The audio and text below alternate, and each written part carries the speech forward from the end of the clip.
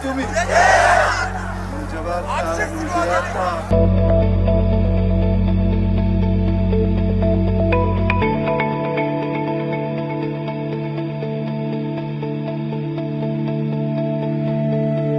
አሁን የምንገኘው በምስራቅ ሐረርጌ ቁንዱዶ በሚባለው ተራራ ላይ ነው።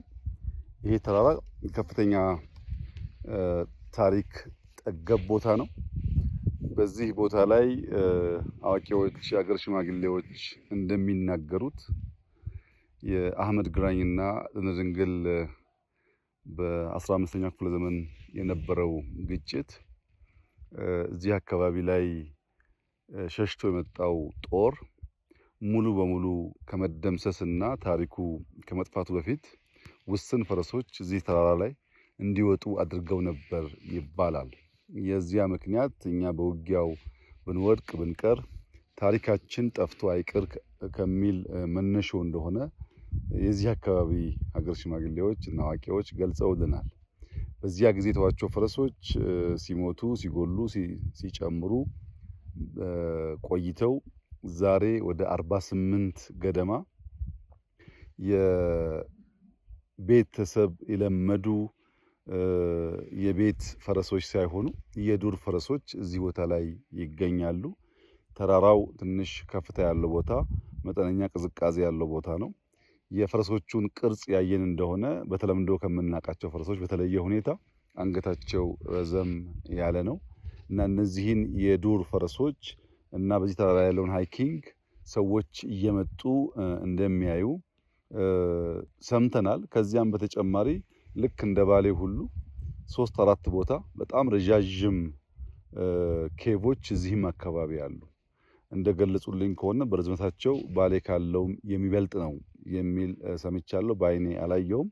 እነዚያን ኬቮች፣ የሃይኪንግ ቦታዎች፣ እነዚህን የዱር ፈረሶች እንደምታዩት ይሄ ተራራ ቁንዱዶ ብቻ ሳይሆን አንዳንዶች ደብሊው ማውንቴን ይሉታል በቅርጹ የተነሳ ተራራው በራሱ በጣም በጣም ከፍተኛ ውበት ያለው ለእይታ የሚማርክ ቦታ ነው የምናየው። ፈረሶቹም ያየን እንደሆነ ትናንሾችም ስላሉ ትውልድ የሚቀጥል ይመስላል።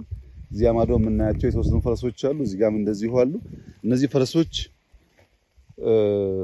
በቤት ከምናውቃቸው ፈረስ ለየት የሚያደርጋቸው ኦሪጂናቸው ሳይሆን ከጊዜ በኋላ እዚህ በመቆየት በቅርጻቸው በቁመናቸው የተለየ ቅርጽ እንዳላቸው ማየት ችለናል። እነዚህ መጠበቅ ያስፈልጋል።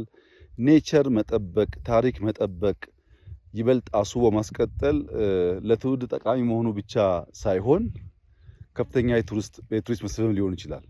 እንግዲህ አስቡት የዛሬ 500 ዓመት ከባቢ የነበረ ግጭት ውስጥ እንደ ቅሪት የቀሩ ፈረሶች ዛሬ እነሱን ተንተርሶ ታሪክ እንዲወሳ ያኔ በውጊያ የተሳተፉ ሰዎች እንዳይዘነጉ ማድረግ መቻላቸው በቀላል የሚታይ ጉዳይ አይደለም። ታሪክ ባስቀመጥነው ልክ ባስቀመጥነው ቦታ እንዳለ ሳይሸረሸር የማይቀመጥ ቢሆንም ብርቱ ትውልድ፣ አዋቂ ትውልድ፣ አስተዋይ ትውልድ ሲኖር ግን በዚህ መንገድ ከልጅ ልጅ የተሸጋገረ ሊቀጥል ይችላል እና ከዚህ ቀደም በተለያየ መንገድ ሰምተን ሊሆን ይችላል። አሁን ግን በሚዲያ ሲቀር እኛ መተን ስናይ ብዙሃን የማየት ፍላጎታቸው ሲነሳሳ ከታሪክነት ባለፈ የሚጎበኝ ቦታ ሀብት የሚመጣበት ቦታ የመሆን እድሉ ሰፊ ነው። በቅርቡ ኬቮችን እናያቸዋለን። እነዛን ኬቮች እና እነዚህን አካባቢ ሃይኪንጉን ጨምሮ ከፍተኛ የቱሪስት መስህብ እንደሚሆን ይጠበቃል። የምስራቅ ሐረርጌ ሰው በጣም ብርቱ ሰራተኛ፣ ስራ የሚወድ፣ ታሪክ የሚወድ፣ እምነቱን የሚያከብር፣ አካባቢን የሚጠብቅ ህዝብ ነው። እዚህ ብቻ ሳይሆን ከዚህም ወጥተው ወደ ሌላ አካባቢ ሲሰፍሩ ሐረርጌዎች በስራ ይታወቃሉ። በርትተው ሰርተው ኑሯቸውን ያሻሽላሉ። እዚያ ላይ የቱሪዝም መስህብነቱ ታክሎበት በእርሻ፣ በንግድ፣ በቱሪዝም ከዚያም እያለ ወደ ኢንዱስትሪ የሚያድግ ከሆነ የሰውን ህይወት ያሻሽላል። የከባቢውን መልክዓ ምድር አሁን ካለበት በላይ ሰዎች የተበራከቱ ሲሄዱ ዛፍ እየተከል ለማስዋብ ይመቻል እና እዚህ ቦታ ላይ ያየነው ጉዳይ ኢትዮጵያ ተዝቆ የማያልቅ ታሪክ፣ ተነግሮ የማያልቅ ታሪክ፣ ታይቶ የማይጠገቡ ስፍራዎች ያላት ሀገር መሆኗን ያመላክታል። በሌላው ዓለም እንደዚህ ያለ ቦታ ብዙ ሰው የሚጎበኘው የሚያየው ነው። በእኛ ሀገር እንደ መንግስት ከተሰጠው ዝቅተኛ ትኩረት የተነሳ እንደዚህ አይነት ቦታ ብዙ ባይታይም ለወደፊቱ ግን እነዚህን አቅም በፈቀደ መጠን እያለሙ ተጨማሪ ገቢ ማስገኛና ታሪክ ማስቀጠያ ቦታ መሆን እንዳለባቸው ይሰማኛል።